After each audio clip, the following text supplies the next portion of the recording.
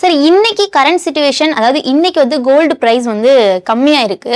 So இப்ப நடக்கிற ஒரு ஃபால் இருக்கு இல்லையா? ஸோ இந்த கிரைசிஸ் டைம்ல நடக்கிற ஃபால் வந்து 2013க்கு அப்புறமா இதுதான் இப்ப நடக்கிறதா ஒரு பெரிய ஃபால் அப்படின்ற மாதிரி சொல்றாங்க.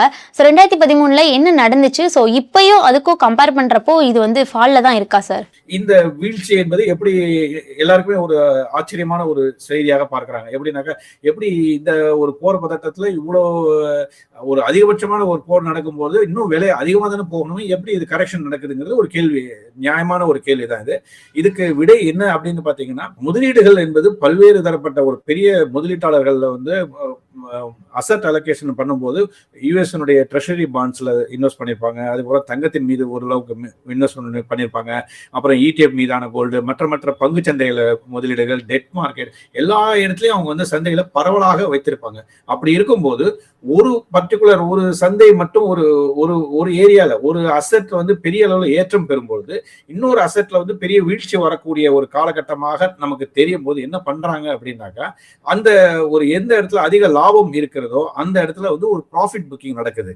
அந்த ப்ராஃபிட் புக்கிங்னாலதான் இந்த சந்தை வந்து இந்த ஒரு வீழ்ச்சியை பார்க்க முடிகிறது. ரெண்டாவது, ஒரு நாடுகளுமே வந்து ஒரு ஃபாரெக்ஸ் ரிசர்வ்ஸ் சொல்லி அவங்களுடைய அந்நிய செலாவணி கையிருப்பாக வச்சிருக்காங்க. அந்த அந்நிய செலாவணி கையிருப்புங்கிறது வேற வேற அசெட்டா இருக்கும்போது ஒரு அசெட்ல லாஸ் வரும்போது அவங்க வந்து அதை பேலன்ஸ் பண்றதுக்காக அதை மற்றொரு இப்ப தங்கம் வந்து உதாரணத்துக்கு தங்கம் வந்து பெரிய அளவுக்கு இந்த சமீப காலத்துல ஏற்றம் கண்டதுனால அவங்களுக்கு ஒரு அதிகமான லாபம் இருக்கும்போது அதுல ஒரு ஆதாய பதிவு நடக்கிறது. இது வந்து யாரு பண்றாங்க, யாரு விற்கிறாங்க அப்படின்னு பார்த்தா எந்த நாடுகள்லாம் வாங்கினாங்களோ அதே நாடுகள்லாம் ஒரு அதுக்காக மொத்தமா விற்கவில்லை, ஒரு சதவீதம் கிட்டத்தட்ட ஒரு 5% என்ற அளவிற்கு கிட்டத்தட்ட அவங்க எல்லாம் வந்து மத்திய வங்கிகள்லாம் வந்து விலை ஒரு ஆதாய பதிவு செய்து அதுலேருந்து ஒரு ப்ராஃபிட்டை எடுக்க முயற்சி செய்திருக்காங்க கடந்த 2 மாதங்களாக தெரிகிறது. சார், பொதுவாகவே குளோபல் வார் இந்த மாதிரி கிரைசிஸ் டைம், ஸோ வேர்ல்டு அளவில் ஏதாவது ப்ராப்ளம் வந்துச்சு அப்படின்னா கோல்டு வந்து சேஃப் ஹெவனா வந்து இன்க்ரீஸ் தான் ஆகும். ஸோ அந்த மாதிரி இப்போ ஏன் நடக்கல சார்? இல்ல, இதுல நான் ஏற்கனவே போன கேள்வியோட தொடர்ச்சியாக கூட இன்னொரு பதிலையும் நான் சொல்லிடுறேன் உங்களுக்கு. அதாவது எல்லாருமே என்ன பண்றாங்கன்னா, இப்போ ஒரு நாடுகளும் வந்து ஃபாரெக்ஸ் ரிசர்வ்ஸ்ல வந்து ஒரு டாலரா வச்சிருக்காங்கன்னு சொன்னோம், ட்ரெஷரி யூஎஸ் ட்ரெஷரியில முதலீடு செஞ்சிருக்காங்க, பங்குச்சந்தையில முதலீடு செஞ்சிருக்காங்க, தங்கத்துல செஞ்சிருக்காங்க இல்லையா.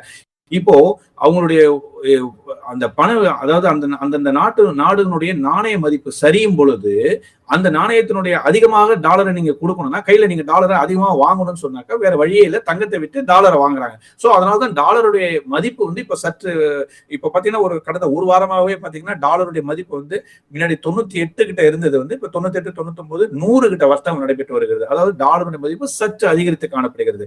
அதாவது டாலருடைய தேவை சற்று அதிகரித்துள்ளது. அதனாலதான் வந்து இந்த தங்கத்துடைய வீழ்ச்சியை வந்து நம்ம வந்து பார்க்கிறோம். இது ஒரு காரணமாக நம்ம பார்க்கிறோம். இப்போ இந்த சந்தையில இப்போ விலை வீழ்ச்சி அடைஞ்சிருக்கு. இந்த விலை வீழ்ச்சி தொடருமா, இந்த மாதிரியான கேள்விகள்லாம் அடுத்தடுத்த முதலீட்டாளர்களுக்கு வந்து வரக்கூடிய ஒரு சந்தேகம். இப்போ இது வந்து சரியான தருணமா இல்ல இதுக்கப்புறம் வீழ்ச்சி இருக்குமா அப்படிங்கிற ஒரு கேள்வியும் நமக்கு நிச்சயமா நம்ம மனசுல வரும். பட் இந்த வார் இன்னும் கண்டினியூ ஆக ஆக உங்களுக்கு வந்து தங்கத்தினுடைய விலை சரிவு என்பது நீடிக்கத்தான் செய்யும் நான் நினைக்கின்றேன். ஏன்னா இந்த வாரனுடைய தாக்கம் வந்து எங்க கொண்டு போய் முடிய போகுதுன்னா பணவீக்கத்துல கொண்டு போய் முடிய போகிறது. அதாவது பணவீக்கம் என்று சொல்லக்கூடிய இன்ஃபிளேஷன், அதாவது அந்தந்த நாடுகளுடைய விலைவாசி வந்து விலை ஏறப்போகிறது. அடுத்தடுத்த வரக்கூடிய மாதங்களை பார்க்கும்போது நிச்சயமாக எரிபொருள் மீதான பணவீக்கமாகட்டும், உணவுப் பொருள் மீதான பணவீக்கமாகட்டும், எல்லாமே வந்து ஃபியூயல் இன்ஃபிளேஷன், ஃபுட் இன்ஃபிளேஷன் எல்லாமே வந்து விலை அதிகரிக்க போகிறது. இந்த டிரான்ஸ்போர்ட், இந்த ஃபியூயல் இன்ஃபிளேஷன் அதிகரித்தாலே மற்ற துறைகளில் இருக்கின்ற செயல்பாடுகள்ல எல்லா பொருட்களையும் ஒரு இடத்துல இருந்து இன்னொரு இடத்துக்கு கொண்டு போகும்போது அதனுடைய டிரான்ஸ்போர்டேஷன் சார்ஜஸ் அதிகரிக்கும் போது அந்தந்த நிறுவனங்கள் தங்களுடைய விலையை உயர்த்ததான் செய்வாங்க, உயர்த்தி அறிவிக்கிறதுக்கு முயற்சி செய்வாங்க. ஸோ பணவீக்கம் என்பது வரக்கூடிய காலகட்டத்தில் நிச்சயமாக தடுக்க முடியாது. அதை எதிர்நோக்கி தான் வந்து தங்கத்தை வந்து பாத்தீங்கன்னா இப்போ வந்து இந்த சரிவு காணப்படுகிறது. ரெண்டாவது, இந்த பணவீக்கம் வருது அப்படின்னு சொன்னா அதுக்கு அடுத்த ஒரு நிகழ்வு என்ன அப்படின்னாக்கா, மத்திய வங்கிகள்லாம் வந்து வட்டி விகிதத்தை உயர்த்துவதற்கான சாத்தியக்கூறுகள் இருக்கின்றன. அதை முதல்ல நம்ம புரிஞ்சுக்கணும். ஏன்னா இன்ட்ரெஸ்ட் ரேட், இந்த பணவீக்கத்தை கண்ட்ரோல் பண்றதுக்கு ஒரே ஒரு டூல் வந்து என்னன்னாக்கா எக்கனாமிக் டூல் வந்து நிச்சயமாக வட்டி விகிதங்களை உயர்த்துவது. ஸோ இப்போ ஏற்கனவே நம்ம எல்லாம் ஒரு ஜனவரிக்கு முன்னாடி இந்த நவம்பர் டிசம்பர்லாம் பார்த்தோம். என்ன சொன்னாங்கன்னா 2026 வந்து அமெரிக்காவுடைய ஃபெடரல் வந்து இந்த 2026 கிட்டத்தட்ட அட்லீஸ்ட் ஒரு 2 முறை வந்து வட்டி விகிதத்தை குறைப்பாங்கன்னு எதிர்பார்த்திருந்தாங்க. இப்போ அந்த நிலைமையெல்லாம் மாறி இப்போ வந்து வட்டி விகிதத்தை உயர்த்துவதற்கான சாத்தியக்கூறுகள் இருக்குங்கிற மாதிரியான செய்திகள் அடிபடுகின்றன. சோ இது வந்து ஒரு நெகட்டிவ் ஃபார் கோல்டு. அந்த ஒரு செய்தியின் அடிப்படையில தான் இப்போ வந்து தங்கம் வந்து ஒரு சப்டியூடாக ஒரு விலை இறக்கத்திலேயே வர்த்தகமாகிறது. சரி, இப்போ நீங்க யூஎஸ் டாலர் பத்தி பேசிட்டு இருந்தோம். ஸோ யூஎஸ் டாலர் ஸ்ட்ராங் ஆகுறப்போ அஃப்கோர்ஸ் வந்து கோல்டோட ப்ரைஸும் சரி சில்வரோட ப்ரைஸும் சரி கம்மியாக தான் ஆகுது. ஸோ இது ரெண்டுக்கும் என்ன மாதிரியான கனெக்ஷன் இருக்கு சார்? இல்ல ஆக்சுவலி தங்கத்துக்கும் வெள்ளிக்கும் ரொம்ப ரொம்ப கனெக்ஷன் நம்ம சொல்ல முடியாது. ரெண்டுமே ஒரு ப்ரெஷியஸ் மெட்டல்ஸ்ங்கிற அளவுல ஓரளவுக்கு சொல்லலாமே தவிர, தங்கத்தினுடைய பார்வை முதலீட்டு பார்வை வேற, சில்வரினுடைய முதலீட்டு பார்வைங்கிறது நிச்சயமாக வேறு வேறாக தான் பார்க்கிறார்கள். இப்போ நீங்க தங்கத்தின் மீதான பாதுகாப்பான முதலீடுன்னு சொல்லும் போது அது வந்து எல்லா நாடுகளும் ஏற்றுக்கொள்ளக்கூடிய ஒரு கமாடிட்டியா, அது ஒரு ப்ரெஷியஸ் கமாடிட்டியாக நம்ம பார்க்கின்றோம். ஆனா வெள்ளியை பொறுத்த வரைக்கும் இண்டஸ்ட்ரியல் ஓரியன்டா தான் நம்ம பார்க்கிறோம். கிட்டத்தட்ட ஒரு 50% வந்து இண்டஸ்ட்ரியல் யூசேஜ்ல தான் இருக்கு. ஸோ அதனால இப்ப இந்த மாதிரி எக்கனாமிக் ஆக்டிவிட்டிஸ் வந்து இப்போ போர் பதட்டம் நடக்கும் போது எந்த இடத்துலயுமே வந்து பெரிய அளவு எக்கனாமிக் ஆக்டிவிட்டிஸ் நடக்காது. அப்படிங்கும் போது வெள்ளியினுடைய பயன்பாடு எந்த இடத்துல இருக்க போகிறது? வெள்ளியினுடைய பயன்பாடு நிச்சயமாக குறையதானே செய்யும். அதனாலதான் அந்த வெளிப்பாடு தான் வந்து தங்கத்தினுடைய விலையிலையும் நம்ம வந்து அதை பார்க்கின்றோம். அதாவது பொருளாதாரத்துல ஒரு தேக்க நிலை வரும் பொழுது நிச்சயமாக இந்த மாதிரி வெள்ளியினுடைய பயன்பாடு குறையும். அதனால அதனுடைய விலையிலையும் அந்த தாக்கத்தை நம்மளால உணர முடிகிறது. Sir, at the same time US interest rate வந்து அதிகமாகிறப்போ கோல்டோட ப்ரைஸ் வந்துமே ஒரு ப்ரெஷர்ல தான் இருக்கு. ஸோ இதுல என்ன லாஜிக் இருக்கு? இன்ட்ரெஸ்ட் ரேட் ஏறினா ஏன் வந்து கோல்டு வந்து ஒரு ப்ரெஷர்ல இருக்குது? அதான் சொல்றேன், எல்லாமே சந்தைகளை பொறுத்த வரைக்கும் எதிர்கால நிகழ்வுகளை நடத்தி தான் வந்து கருத்தில் கொண்டுதான் வந்து விலை நிர்ணயம் செய்யப்படுகிறது. அடுத்த மாசம் என்ன நடக்கும், அடுத்த 3 மாதத்துல என்ன நடக்கும், இந்த ஒரு வருடத்துல வந்து எந்தெந்த மாதிரியான ஒரு ஃபெடரலுடைய போக்கு எப்படி இருக்குங்கிறத வந்து மார்க்கெட் வந்து சந்தை வந்து ஒரு கணிக்கிறது. அந்த கணிக்கும் போது என்ன சொல்ல வர்றதுனாக்கா, நீங்க இப்போ இந்த போர் பதட்டத்தினுடைய தாக்கம் என்னவா இருக்க போறதுனாக்கா, எல்லாமே எண்ணெய் விலையாகட்டும் அல்லது மெட்டல்ஸ் சொல்லக்கூடிய காப்பர், இண்டஸ்ட்ரியல் மெட்டல்ஸ் ஆகட்டும், எல்லாமே வந்து விலை ஏறுவதற்கான வாய்ப்புகள் நிறைய இருக்கின்றன. அப்படி இருக்கும்போது ஏற்கனவே அவங்களுடைய வட்டி விகிதங்கள் வந்து ஓரளவுக்கு 3.75 3.5 3.25% இருக்கக்கூடிய ஒரு காலகட்டத்துல இப்ப அது மறுபடியும் விலை அந்த இன்ட்ரெஸ்ட் ரேட்டை வந்து அதிகப்படுத்தும் பொழுது அந்த நாட்டினுடைய பொருளாதார பாதிப்பு வந்து நிச்சயமாக இருக்கும்னு எதிர்பார்க்கிறாங்க. சோ இந்த மாதிரியான ஒரு சூழ்நிலையில வந்து ஒரு வட்டி வீதம் உயர்த்தும் பொழுது பொருளாதாரத்துல வந்து கடன் வாங்குவோருடைய கடன் தொகை, நம்ம வந்து இப்போ இஎம்ஐ செலுத்துறோம்னா அதனுடைய தொகை வந்து அதிகரிக்க போகிறது. இது எல்லாமே இந்த கான்சிக்வன்சஸ் இருக்கும்போது தங்கத்தின் மீதான முதலீடுங்கிறது வந்து ஒரு செகண்டரியாக தான் பார்க்கப்படும். அதாவது இது வந்து முதல்ல நம்முடைய தேவைக்கு என்ன வேணுமோ அதுக்கு தான் நம்மளுடைய செலவுகள் பயன்படுமே தவிர, தங்கம்ங்கிறது வந்து ஒரு 2வது கட்ட ஒரு முதலீடு. அதாவது நான் எப்படி சொல்ல வரேன்னா, எல்லாமே நம்மகிட்ட சர்ப்ளஸா இருக்கும்போது நம்ம வந்து தங்கத்தை நிச்சயமா பார்க்கலாம், தப்பு கிடையாது. இப்போ பேசிக் நீட்ஸ் இருக்கும்போது நீங்க ஒரு ஃபியூயல் இன்ஃபிளேஷன் இருக்கு, ஒரு பெட்ரோலோ டீசலோ, இது அத்தியாவசிய பொருட்களுடைய விலை அதிகரிக்கும் போது நம்முடைய வருமானத்துல வந்து பெரும்பகுதி நம்ம எதுக்கு செலவு பண்ணுவோம் அப்படின்னு பாத்தீங்கன்னா, நிச்சயமாக நம்முடைய தேவைக்கு, அடிப்படை தேவைகளுக்கு தான் நம்ம செய்வோமே தவிர தங்கம் போன்ற ஒரு சேமிப்பு சார்ந்த ஒரு நிதி முதலீடுல வந்து நம்ம வந்து கவனம் செலுத்த மாட்டோம். சோ அதனாலதான் வந்து அததான் மார்க்கெட் வந்து ரிஃப்ளெக்ட் பண்ணுது. பட் இந்த போக்கு இன்னும் எவ்வளவு நாளைக்கு நீடிக்குதுங்கிறத நம்ம பொறுத்திருந்து தான் பார்க்க முடியும். சார், அதே மாதிரி இந்தியால சென்ட்ரல் பேங்க் கூட வந்து கோல்டு அதிகமா பை பண்ண ஆரம்பிச்சிட்டாங்க. சோ அப்படி இருந்தும் ஏன் நம்மளுடைய இப்ப இருக்க சிச்சுவேஷன்ல கோல்டோட பிரைஸ் வந்து ஏறல? அதுக்கு ஒண்ணு சொல்லலாமா? 2025 பாத்தீங்கன்னாக்கா மத்திய வங்களுடைய சராசரி பையிங் வந்து பாத்தீங்கன்னாக்கா தங்கத்தின் மீதான முதலீடுகள் சராசரியாக 26 டன்களாக சொல்லப்படுகிறது. 2025 முழுமைக்குமே 12 மாதமே பாத்தீங்கன்னா ஆவரேஜ் சராசரியா பாத்தீங்கன்னா ஒரு வேர்ல்டு வைடுல பார்க்கும்போது 26 டன்கள் வந்து வாங்கிட்டே இருந்தாங்க.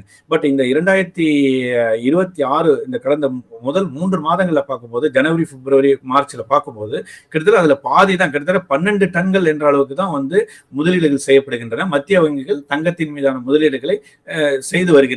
சோ அப்போ சப்ஸ்டான்சியலா அதனுடைய பையிங் வந்து குறைஞ்சிருக்குங்கிறது ஒண்ணு தெரியுது. 2வது, 2 நாடுகள், முக்கியமாக துருக்கி நாட்டினுடைய நாணய மதிப்பு பெரிய அளவுக்கு வீழ்ச்சியை சந்தித்துள்ளது. லிராங்கிறது அவங்களுடைய கரன்சி. அதனுடைய கரன்சியினுடைய வீழ்ச்சி காரணமாக அவங்களுடைய பொருளாதாரத்துல வந்து பெரிய அளவுல ஒரு பாதிப்பு ஏற்பட்டதை அடுத்து அவங்க வந்து டாலருடைய தேவை கருதி இந்த தங்கத்தையில இருக்கிற ப்ராஃபிட்டை எடுத்து அவங்க டாலரை வாங்குறதுக்கு முயற்சி செய்யறாங்க. இதுவும் சரி, ரஷ்யாவும் சரி, இந்த 2 நாடுகளுமே பெரிய அளவுக்கு இந்த ஜனவரி, பிப்ரவரி, மார்ச் இந்த மாதங்கள்ல வந்து பெரிய அளவுக்கு அவங்க வந்து விற்பனை செஞ்சிருக்காங்க. இது இப்ப இந்த போர் மறுபடியும் நீடிக்கும் பட்சத்துல பாத்தீங்கன்னா இந்த ஏப்ரல் மாதத்திலும் இதே மாதிரியான ஒரு நிகழ்வு நடவதற்கான வாய்ப்புகள் நிறைய இருக்கின்றன என்று நான் கருதுகிறேன். சார், நீங்க சொல்ற மாதிரி சில்வர் வந்து ஒரு இண்டஸ்ட்ரியல் மெட்டல் தான். ஸோ எக்கனாமிக் ஸ்லோ ஆகுறதுனால சில்வருக்கு என்ன இம்பாக்ட் இருக்கும் சார்? கோல்டை விட சில்வர் வந்து அதிக கிராஷ் ஆகுது. ஸோ வந்து ஃபால் ஆகுறதுக்கான ரீசன் என்ன? ஆனா இன்னைக்கு ரேட்ல பொறுத்தவரையும் நம்ம பார்த்தோம் அப்படின்னா கோல்டோட பிரைஸ் தான் வந்து கம்மியா இருக்கு. நம்மளுக்கு சில்வர் எப்பயும் போல பிரைஸ்ல தான் இருக்கு. ஸோ இதுக்கான டிஃபரன்ஸ் என்ன சார்? பொதுவாகவே நீங்க வந்து நம்ம இண்டஸ்ட்ரியல் கமாடிட்டியில வந்து பாத்தீங்கன்னா சில்வருடைய பயன்பாடு வந்து பொருளாதாரம் நன்றாக இருக்கும் பட்சத்தில் மட்டும்தான் வந்து சில்வருடைய பயன்பாடு அதிகமாக இருக்க போகிறது. ரெண்டாவது, சில்வர்ல வந்து ஸ்பெகுலேஷன் கொஞ்சம் ஜாஸ்தியாக இருக்கும். ஊக வணிகம் என்பது தவிர்க்க இயலாத இருக்கிறது. அதாவது நம்ம வந்து தங்கத்துல இருக்கிற அளவுக்கு பார்க்கும்போது ஸ்பெகுலேஷன் சொல்லக்கூடிய ஊக வணிகம் வந்து வெள்ளியின் மீது அதிகமாக நடைபெறுகிறது. அதனால தன்னுடைய அண்டர்லைங் பிரைஸை விட அதனுடைய மதிப்பு வந்து பெரிய அளவுக்கு கூடுதலாக அதிகரித்து காணப்படும் பொழுது ஒரு ஸ்பெகுலேஷன் அதிகமாக வந்து அதை வந்து ஒரு ப்ராஃபிட் புக்கிங்னு சொல்லும் போது பெரிய அளவு வீழ்ச்சியும் சந்திக்கிறது. எந்த அளவுக்கு அது ஏற்றம் அடைகிறதோ அதே அளவுக்கு இறக்கத்தையும் சந்திக்கிறது வெள்ளியை பொறுத்தவரை. ரெண்டாவது, இது வந்து அதுதான் வந்து இந்த தங்கத்துக்கும் வெள்ளிக்கும் உள்ள முக்கியமான ஒரு வித்தியாசம். என்னன்னா, தங்கத்துல வாங்குறவங்க வந்து டெலிவரியே எடுப்பாங்க, பட் வெள்ளியை வந்து அந்த அளவுக்கு டெலிவரி எடுக்கிறது கிடையாது. முதல்ல அதை நம்ம புரிஞ்சுக்கணும். வெள்ளியில வந்து முதலீடு என்பது ஒரு பேப்பர் ட்ரேடிங்காக நடக்குது. பேப்பர் ட்ரேடிங்ல எந்த அளவுக்கு அதிகமாக நடக்கிறதோ அந்த அளவுக்கு அதுல வந்து ஒரு ஏற்றமும் காணப்படும், அதே சமயத்துல இறக்கமும் காணப்படும் என்பதை நாம புரிஞ்சுக்கணும். அதனால்தான் வந்து அந்த ஒரு இறக்கம் பார்க்கப்படுகிறது. நீங்க இதுக்கு உதாரணமே நம்ம வந்து ஏற்கனவே பேசியிருக்கோம். 2020ஆம் ஆண்டு தங்கம் வந்து பெரிய உச்சத்தை சந்தித்தது. ஆனால் வெள்ளியினுடைய விலை வந்து கோவிட் காலத்துல வந்து ஏற்றம் அடையல. என்ன ரீசன்னா, கோவிட் காலத்துல எந்த விதமான எக்கனாமிக் ஆக்டிவிட்டி எல்லாமே ஸ்டால் ஆயிருந்தது. அதனால உங்களுக்கு அதனுடைய தேவை அதுல நம்மளுடைய பயன்பாடு எதுவுமே இல்லைன்னு சொல்லும் போது அதனுடைய அந்த வெள்ளியினுடைய விலையில வந்து எந்த விதமான ஏற்றத்தையும் நம்மளால் பார்க்க முடியல. 2020 ஒரு சிறந்த உதாரணம். இந்த மாதிரி ஒரு இண்டஸ்ட்ரியல் கமாடிட்டிக்கும் ஒரு பிரஷியஸ் மெட்டலுக்கும் உள்ள வித்தியாசத்தை நன்றாக உணர முடிகிறது. அதே மாதிரியான ஒரு நிகழ்வு தான் இப்போதும் காணப்படுகிறது. அதாவது தங்கமாவது ஓரளவுக்கு வந்து சேஃப் ஹேவன் நீங்க சொல்லக்கூடிய வகையில அதை ஒரு பாதுகாப்பான முதலீடாக நம்ம பார்க்க முடியும். ஆனால் வெள்ளியை பொறுத்த வரைக்கும் ஒரு இண்டஸ்ட்ரியல் கமாடிட்டி அப்படிங்கிற ஒரு பிராண்ட் அதுல இருக்கு. ஸோ அதனுடைய தேவை ஒருவேளை குறைஞ்சது அப்படின்னு சொன்னாக்கா நிச்சயமாக அதனுடைய ஆக்டிவிட்டி குறையுது அப்படின்னு பாத்தீங்கன்னா நிச்சயமா அதனுடைய விலையும் குறைவதற்கான வாய்ப்புகள் நிறைய இருக்கின்றன. சார், இப்போ கோல்டு பொறுத்தவரையும் ஒரு கரெக்ஷன்ல இருக்கு அப்படின்னே சொல்லலாம். ஸோ நெக்ஸ்ட் ஒரு 3 to 6 months கழிச்சு நம்ம பாக்குறப்போ கோல்டோட பிரைஸ் இன்னும் இன்க்ரீஸ் ஆகுமா இல்ல வந்து கீழே தான் போகுமா சார்? ஏன்னா இப்ப வார் முடிஞ்சிருச்சு அப்படின்னா ஒரு 70K வரை இன்னும் கீழே வரதுக்கான சான்சஸ் எவ்வளவு சார் இருக்கு? இல்ல, ஆக்சுவலி என்னுடைய இது வந்து யாராலுமே நம்ம வந்து இதுதான் பிரைஸ் வரும், இந்த பிரைஸ் தான் அதிகபட்சமாக போகும் அல்லது குறைந்தபட்சமாக போகும் யாராலும் சொல்ல முடியாது. அதே சமயத்தில் இப்போ இருக்கிற நகர்வுகள், இப்ப நடக்கக்கூடிய நடப்புகள் எல்லாமே பாத்தீங்கன்னாக்கா இந்த வார் இன்னும் ஒரு மாதமோ ஒருவேளை நடக்காமல் இருந்தா நல்லது. பட் இந்த வார் ஒருவேளை இது இன்னும் கண்டினியூ ஆனதுனாக்கா நிச்சயமா இதுல இன்னும் ஒரு பெரிய ப்ராஃபிட் புக்கிங் வர்றதுக்கான வாய்ப்புகள் நிறைய இருக்கு. அதாவது சர்வதேச விலையில பார்க்கும்போது இப்போ $4,600 காணப்படுகிறது. கிட்டத்தட்ட இது வந்து ஒரு இன்னொரு அனதர் ஒரு $500 ஆவது மேலும் சரிவதற்கான வாய்ப்புகள் சர்வதேச சந்தையில நடக்கும் நான் எதிர்பார்க்கிறேன். மேலும் ஈடி தமிழ் சேனல்ல வரப்போகும் பிசினஸ் மற்றும் அது ரிலேட்டடான வீடியோவை பார்க்க உடனே கீழே இருக்க சப்ஸ்கிரைப் பட்டனை கிளிக் பண்ணுங்க.